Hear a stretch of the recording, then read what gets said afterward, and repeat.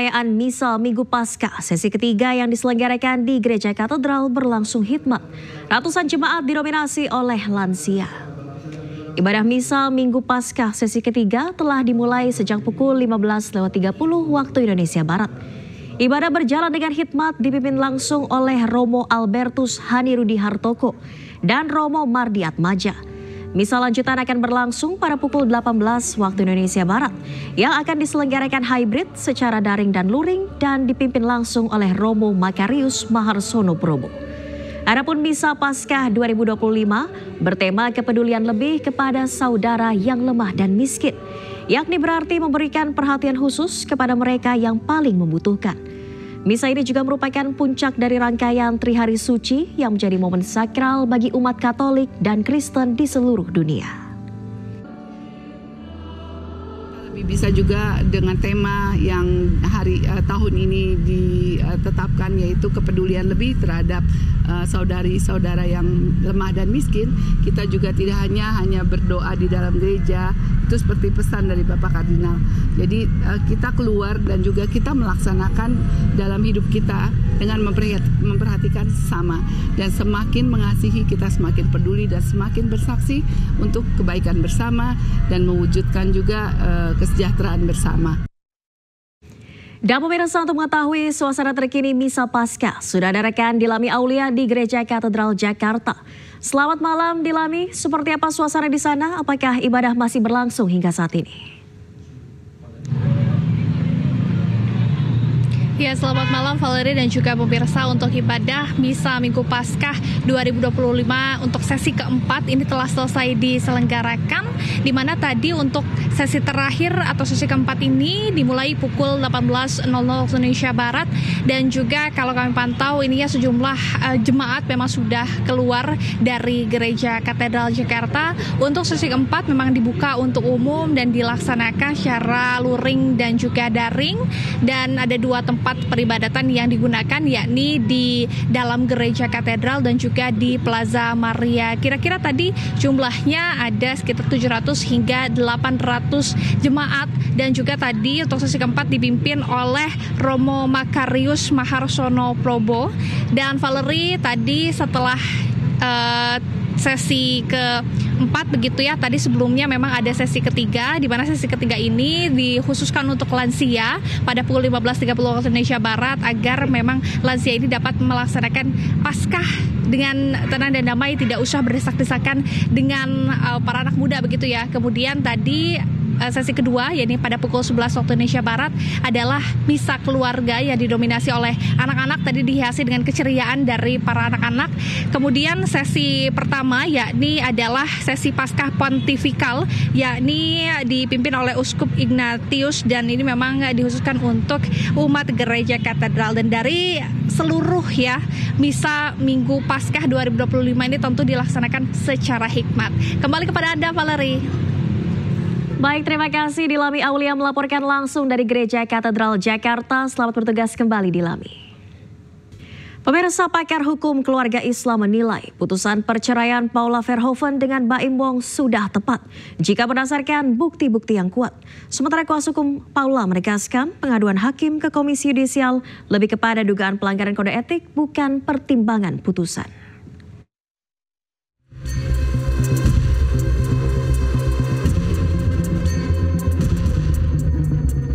Guru Besar Hukum Keluarga Islam UIN Jakarta Profesor Mesraini menilai putusan Majelis Hakim Pengadilan Agama Jakarta Selatan terkait perceraian pasangan selebritas Paula Verhoeven Baim Wong sudah tepat jika putusan itu mengacu pada fakta dan bukti kuat.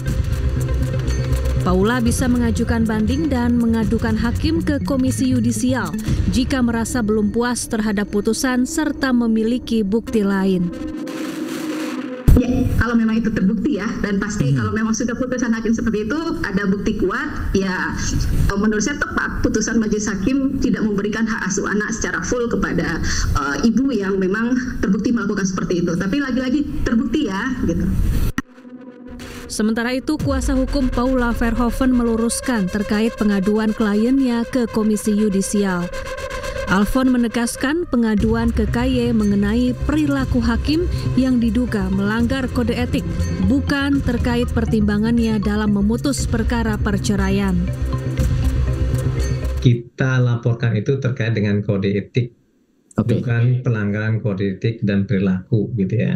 Berdasarkan berdasarkan pedoman kode etik ya, keputusan bersama Ketua Mahkamah Agung RI dan Komisi Yudisial nomor 047 atau 028 tahun 2009. Jadi itu sebenarnya yang kita laporkan, gitu kan. Nah, ini kan terkait dengan 3 fase, gitu kan. Pertama dalam persidangan, kedua itu terkait dengan membuka ya, atau setidaknya menerima lah ya, para pihak, salah satu pihak tanpa dihadiri oleh pihak yang lainnya dan tanpa diketahui oleh pihak si lainnya, gitu ya. Misal contohnya kami sebagai si termohon, gitu kan. Dan kemudian ketiga pada saat konferensi pers. Nah, kalau dikatakan tadi itu perselingkuhan, biasa dilihat apakah di dalam putusan itu ada kata-kata perselingkuhan, itu kan dalam pertimbangan hukumnya. Dalam putusannya, Majelis Hakim Pengadilan Agama Jakarta Selatan menilai dalil yang diajukan pemohon Baim Wong terbukti. Paula disebut berselingkuh saat masih menjalin hubungan pernikahan dengan Baim. Tim Liputan iNews melaporkan. Pemirsa, seorang oknum dokter PPDS nekat merekam seorang mahasiswi saat tengah mandi di sebuah kamar indekos di kawasan Cempaka Putih, Jakarta Pusat. Korban yang mengetahui perbuatan pelaku bersama teman-temannya langsung menangkap dan membawa pelaku ke kantor polisi.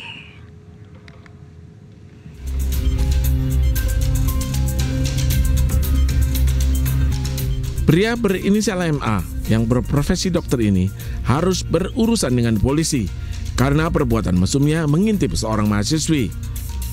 Selain itu, pelaku juga nekat merekam setiap adegan korban saat di kamar mandi.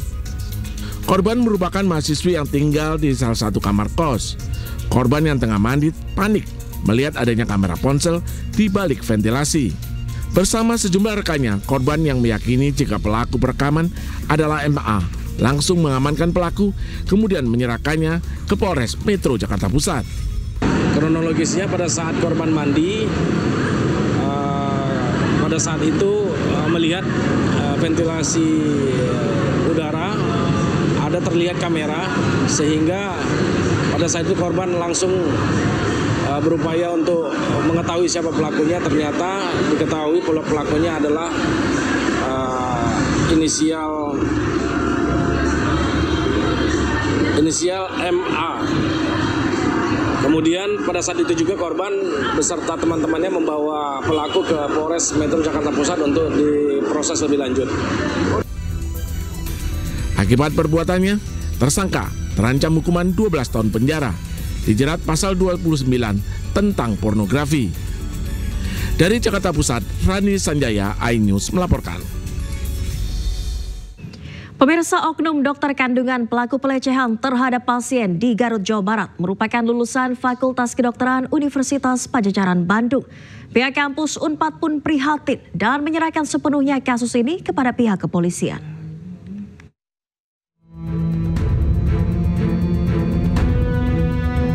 Setelah aksi pemerkosaan dokter residen anestesi Unpad terhadap 3 korban wanita terungkap, oknum dokter kandungan berinisial MSF yang melecehkan pasiennya di Garut, Jawa Barat diketahui juga tercatat sebagai lulusan Fakultas Kedokteran Universitas Padjadjaran. Menyikapi hal itu, pihak kampus Unpad mengaku prihatin terhadap korban. Kampus Unpad juga akan melakukan evaluasi mendalam secara internal guna menghindari terulangnya pencorengan kode etik dan sumpah jabatan profesi dari mahasiswa ataupun alumni.